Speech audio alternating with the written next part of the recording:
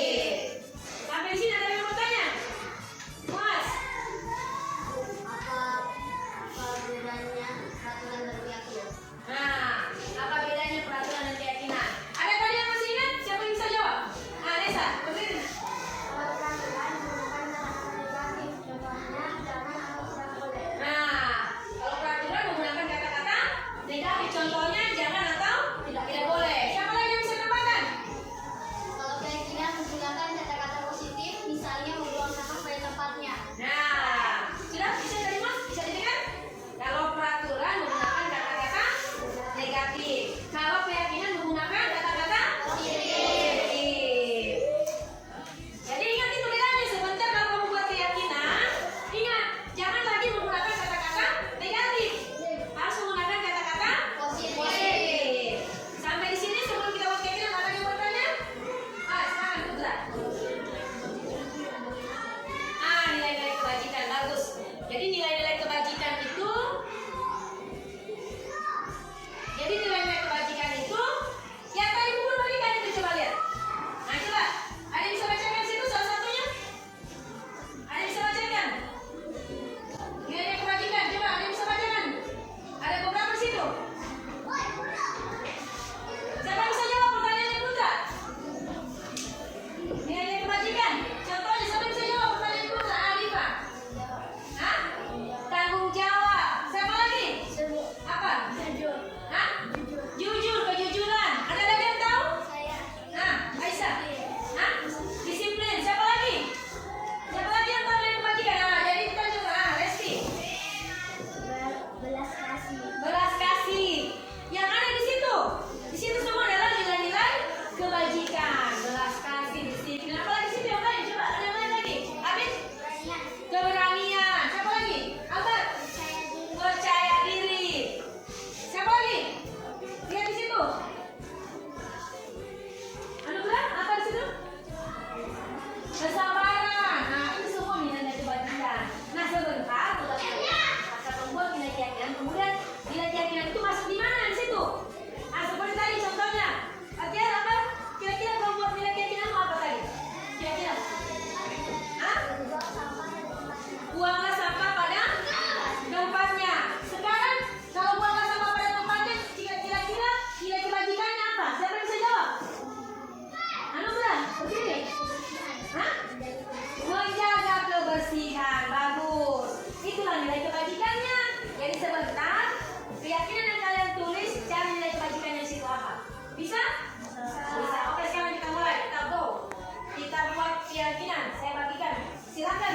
Yang mau siapa? Silakan ambil ini stick note-nya. Tulis di sini nilai keyakinannya.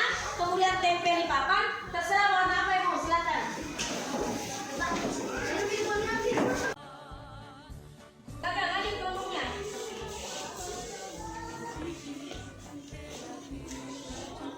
Oke, lanjut.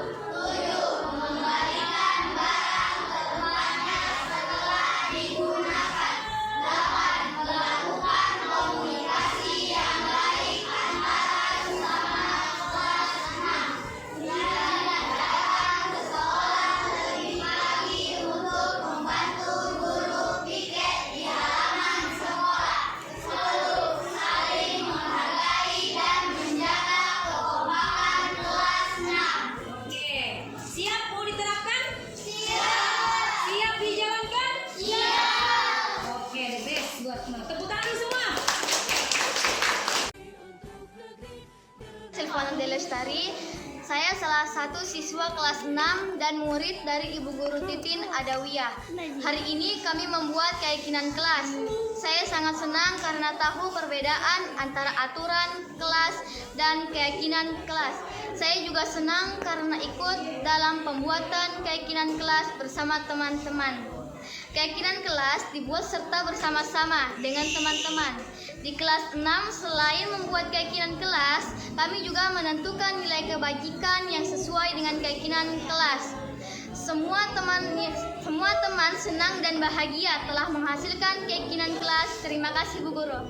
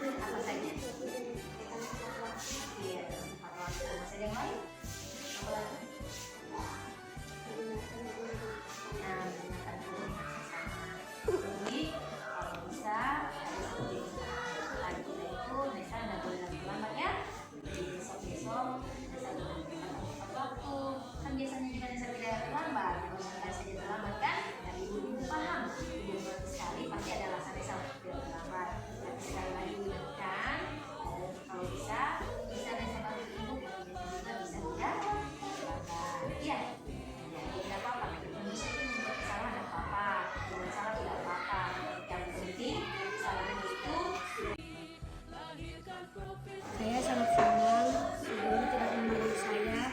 Bu Guru mengingatkan kesalahan saya dengan penuh perhatian sehingga saya tidak akan mengulangi lagi kesalahan saya. Saya akan berusaha tidak akan mengulanginya lagi. Terima kasih Bu Guru.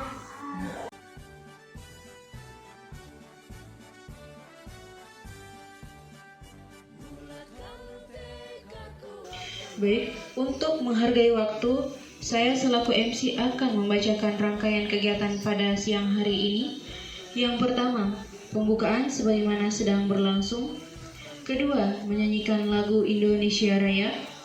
Ketiga, pemaparan materi yang akan dibawakan oleh calon guru penggerak Ibu Titin Adawiyah. Dan yang keempat, diskusi tanya jawab. Baiklah, kita masuk pada acara kedua, menyanyikan lagu Indonesia Raya. Hadirin dimohon berdiri.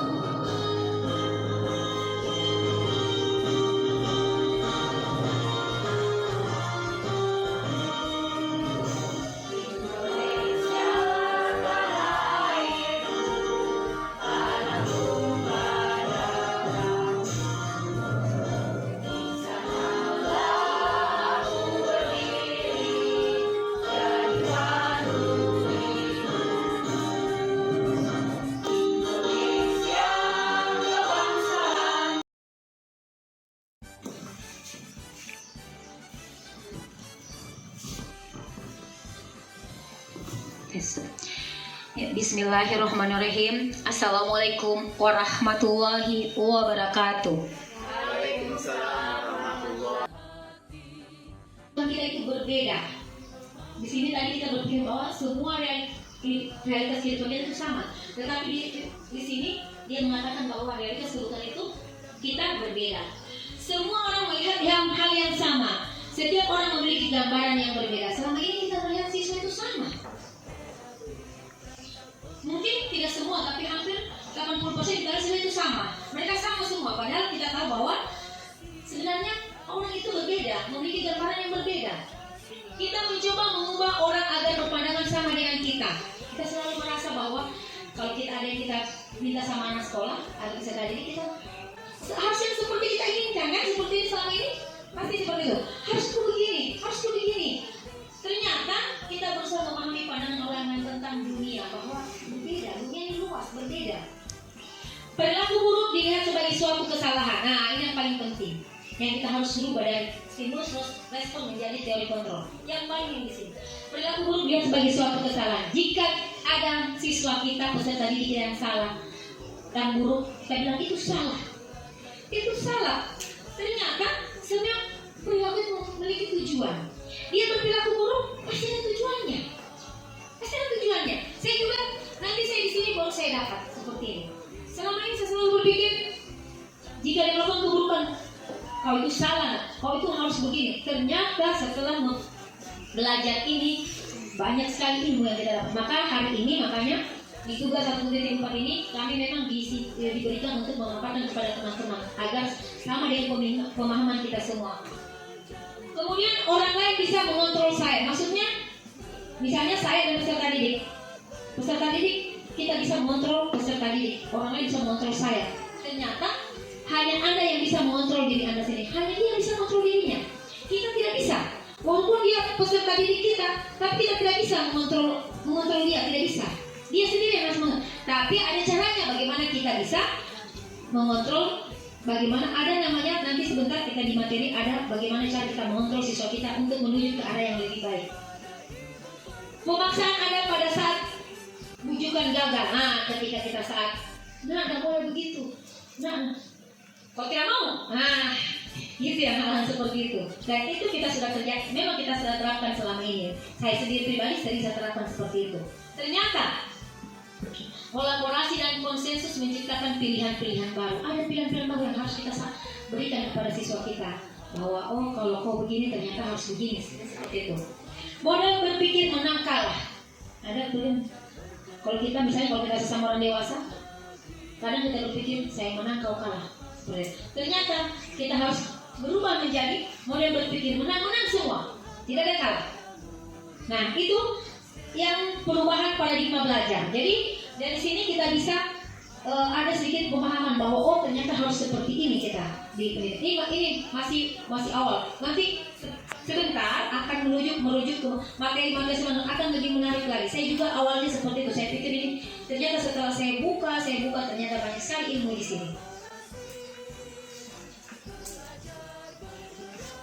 Nah, tadi perubahan paradigma belajar. Sekarang kita masuk disiplin positif. Saya mau bertanya dulu sama teman-teman. Ada bayangan tentang apa itu disiplin? Ada yang bisa?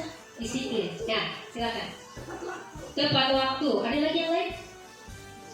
Disiplin. Kalau disiplin, kira-kira bagaimana? Taat aturan-aturan yang berlaku. Ada yang lain? Yang punya pemikiran tentang disiplin? Pikiran kita selama ini saja yang menurut saya teman-teman yang punya pikiran apa itu disiplin menurut teman-teman? Mematuhi peraturan. Apa kita? Guru aturan dan berpakaian. Oke. Semuanya. Sekarang coba kita satukan pemahaman pemikiran kita dan konsep apa itu disiplin. Pendidikan mengartikan disiplin sebagai bentuk kontrol diri, yaitu belajar untuk kontrol diri agar dapat mencapai suatu tujuan mulia. Pendekatan disiplin positif menitikberatkan pendekatan yang positif tanpa kekerasan, memotivasi, merefleksi kesalahan, menghargai, membangun logika, dan bersikap jangka panjang. Itu pendekatan disiplin positif. Kahadian menyatakan bahwa untuk mencapai kemerdekaan atau dalam konteks pendidikan kita saat ini, untuk menciptakan murid yang merdeka, syarat utamanya adalah harus ada disiplin yang kuat. Disiplin yang dimaksud adalah disiplin diri yang memiliki motivasi internal, bukan eksternal. Jadi disiplin itu dia harus dari dirinya sendiri, bukan dari luar. Bukan motivasi eksternal, tetapi internal. Seseorang yang memiliki disiplin diri berarti mereka bisa bertanggung jawab terhadap apa yang dilakukannya, karena mereka mendasarkan tindakan mereka pada nilai-nilai kebajikan universal. Jadi maksudnya di sini disiplin berarti mereka bisa bertanggung jawab. Jadi ketika mereka tidak melakukan itu disiplin, mereka sendiri akan memahami, oh ini ternyata saya tidak melakukan yang benar. Mereka sendiri, bukan kita yang kalau kamu tidak mau, itu bukan seperti itu.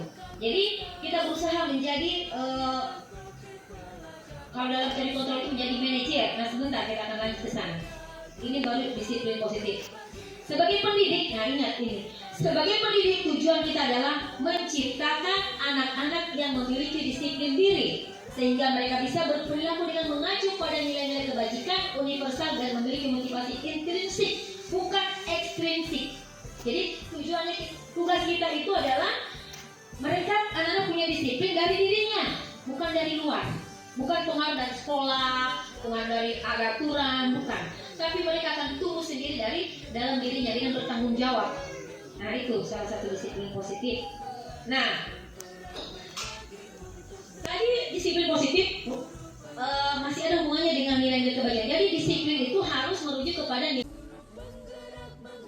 Saya bisa melakukan tugas saya sebagai ibu rumah tangga sekaligus sebagai pendidik di sekolah. Itu apa sebagai apa? Bisa.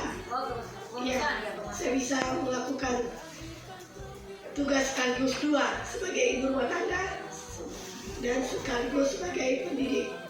Kemudian saya senang melakukan seperti kayak bernyanyi, itu adalah kesenangan saya. Jika mendapatkan rezeki, kemudian memelihara rumah dan juga rekreasi bersama keluarga, itu adalah hal kesenangan yang saya rasakan. Dan juga kebebasan, sini saya bebas memilih apapun yang saya sukai dalam hidup ini. Sekian dan terima kasih. Satu lagi. Saya roda ke B. Saya kembalikan kepada Ibu kelas 1B, Ibu Susi Susianti. Susi Susanti.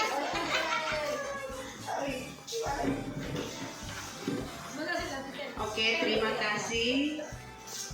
Menurut saya di sini coba pikirkan bagaimana selama ini Anda memenuhi kebutuhan dasar Anda.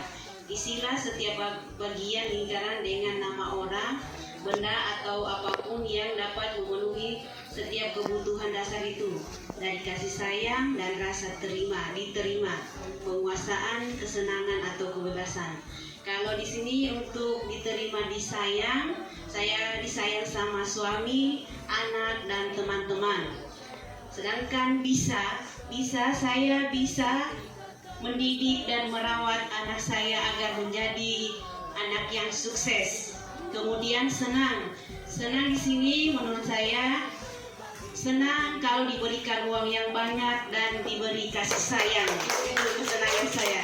Kemudian bebas di sini yaitu bebas berteman dengan siapapun dan pergi dimanapun. Terima kasih. Silakan satu lagi. Nah, guru agama Kristen. Mantap dia banyak. Manusiawi dan normal dia. Terima kasih. Baik, sebentar. Coba pikirkan. Langsung saja. Ya langsung saja. Saya sangat berterima kasih kepada suami saya atau anak saya apabila saya diberi uang, dan saya sangat bersyukur dan senang karena suami dapat membantu di rumah. Bisa saya melayani dalam dan merawat ya dalam membutuhkan pertolongan kepada orang yang membutuhkan. Sedangkan saya bebas bergaul dimanapun penting pergaulan itu baik. Terima kasih. Nah, Bu Priska.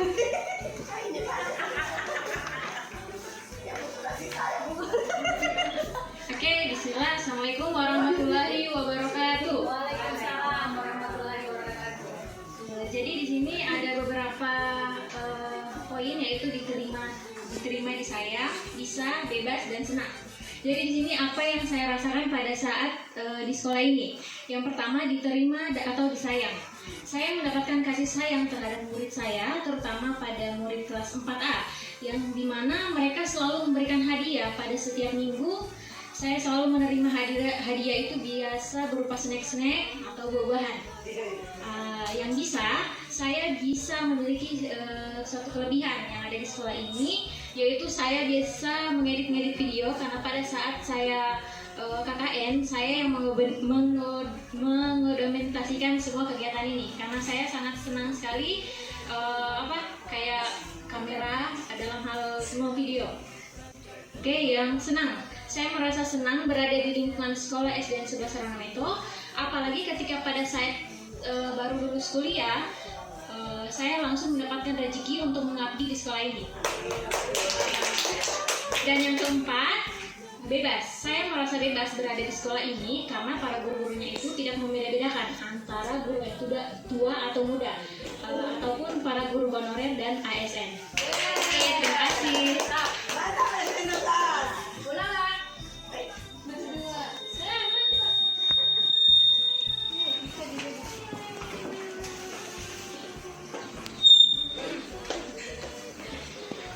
Baik, saya guru kelas 5. Sini saya akan membacakan selama ini apa yang saya rasakan dari 4 poin yang telah dipaparkan oleh guru penggerak. Pertama, diterima dan disayang. Nah, yang selama ini saya rasakan salah satunya adalah dihargai dan disayangi oleh murid-murid saya, khususnya murid saya kelas 5, yang dimana mereka selalu menyambut saya saat masuk sekolah itu. Dari pintu gerbang mereka sudah menyambut saya di depan sekolah. Oke, kemudian yang kedua, senang. Perasaan senang yang saya rasakan yaitu merasa senang dan bahagia melihat kemarin siswa sangat antusias untuk menyambut besok, yaitu Hari Sumpah Pemuda. Oke, yang ketiga, kemampuan yang bisa. Saya bisa mengajarkan dalam 2 hari itu mengajarkan lagu daerah Tolaki yang kita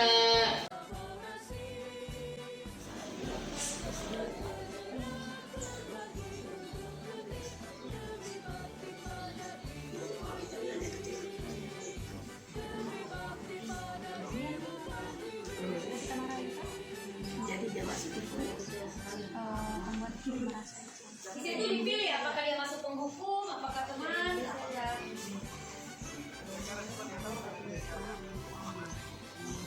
Iya, apakah dia penghukum, apakah dia teman, gitu. Pilih di situ. Kata-kata itu apakah dia kata-kata penghukum, atau kata-kata teman, atau kata-kata pemantau, atau kata-kata manajer. Ditulis di situ. Penghukum, teman, gitu. Ya, guys. Oke, makasih. Terima kasih kelompok 1. Kelompok 2.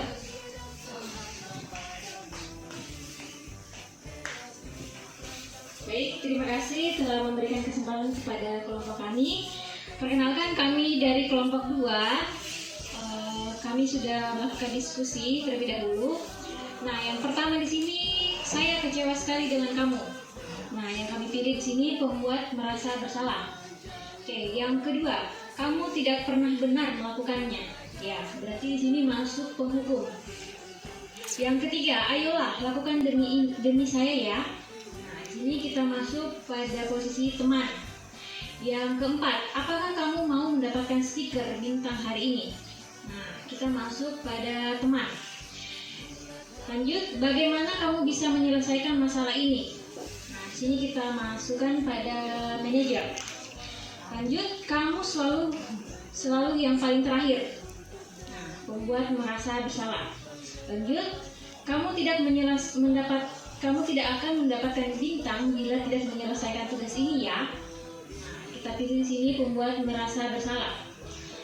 Lanjut, berapa kali sih saya sudah mengatakan kepada kamu? Nah, di sini berarti kita memilih penghukum karena sudah menyakiti. Oke, lanjut. Ingat bukan apa yang telah saya lakukan untuk kamu? Kita masuk pada posisi teman. Lanjut, kamu tidak akan pernah berhasil dalam kehidupan ini. Nah, ini suatu kata-kata yang menyakiti, yaitu kita masuk pada penghukum. Yang terakhir, apa rencanamu untuk menyelesaikan ini? Kita ambil pada posisi manajer. Oke, terima kasih. Kelompok 3. Sini, adik.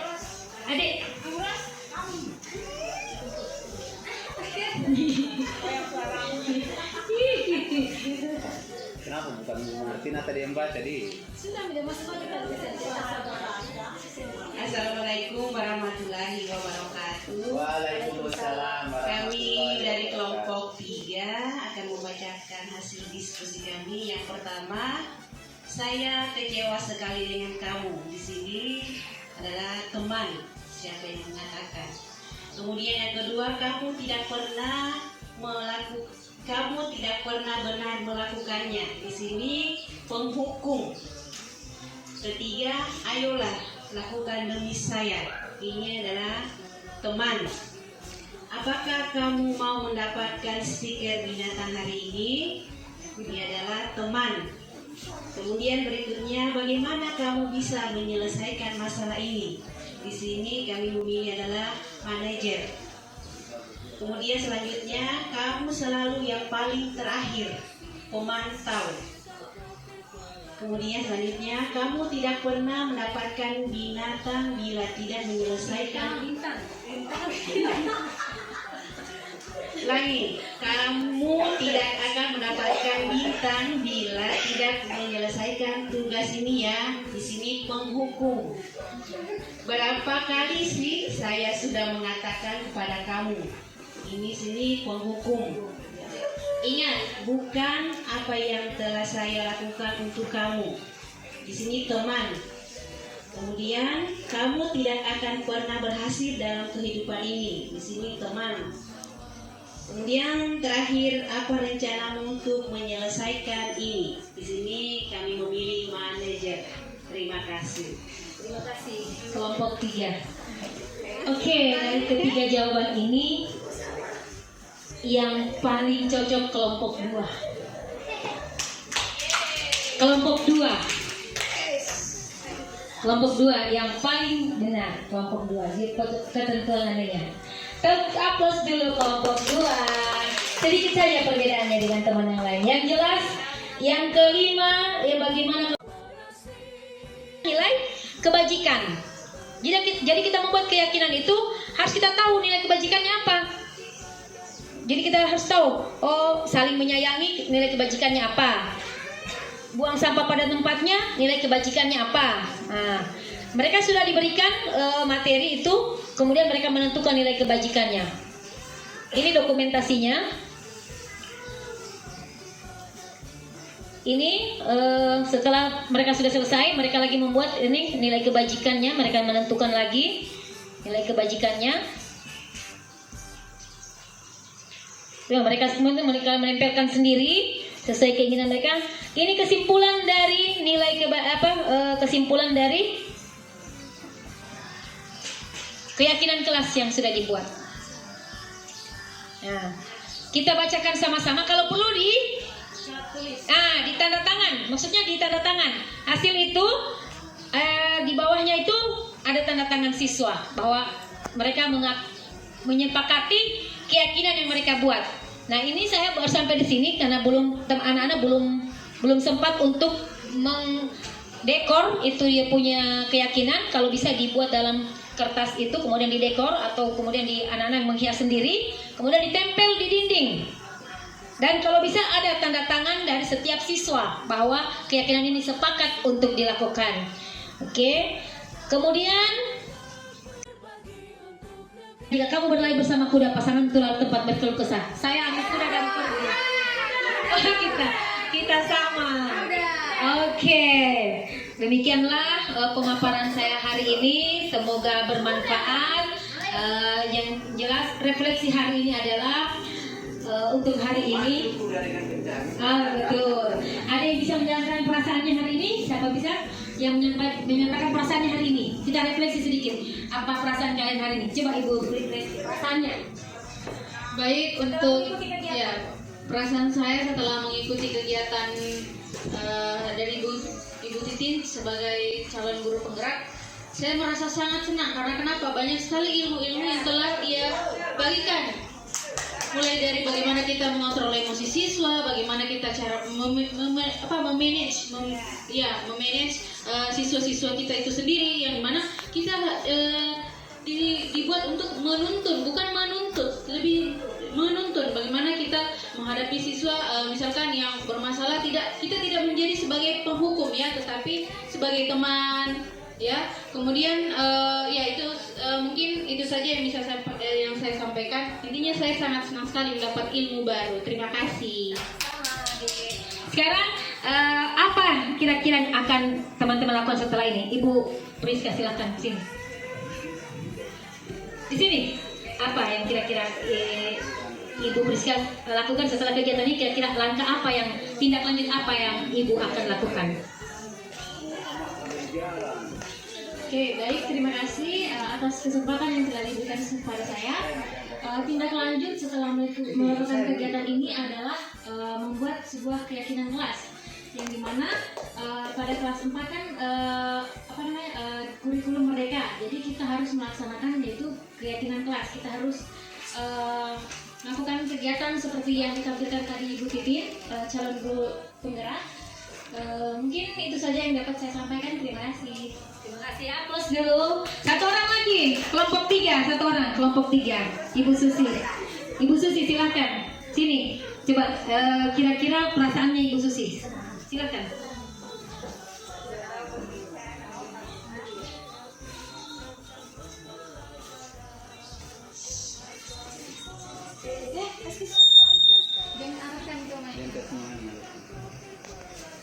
Perasaan saya selama mengikuti kegiatan tadi, saya merasa senang dan terima kasih banyak kepada calon guru penggerak atas ilmunya tadi yang telah diberikan kepada kami dan teman-teman semua. Dan saya mau berpesan sama sering-seringlah melakukan kegiatan seperti ini dan memberikan ilmu yang bermanfaat bagi kami. Terima kasih. Luar biasa sekali pesannya, sangat bermakna dan dalam. Terima kasih teman-teman, semoga ilmu yang saya berikan hari ini bisa kita terapkan bersama. Dan sekali lagi saya ucapkan terima kasih kepada teman-teman sudah meluangkan waktunya, kemudian sudah memberikan masukan-masukan dan aktif dalam kegiatan tadi saya. Sekali saya ucapkan terima kasih. Dan akhir kata saya ucapkan lebih dan kurangnya jika ada kata-kata saya yang kurang berkenan di hati teman-teman, saya mohon maaf. Lebih dan kurangnya mohon maaf, sekali lagi mohon maaf. Dengan ucapan terakhir untuk ucapan yang terakhir, wabillahi taufiq wal hidayah. Wassalamualaikum warahmatullahi wabarakatuh.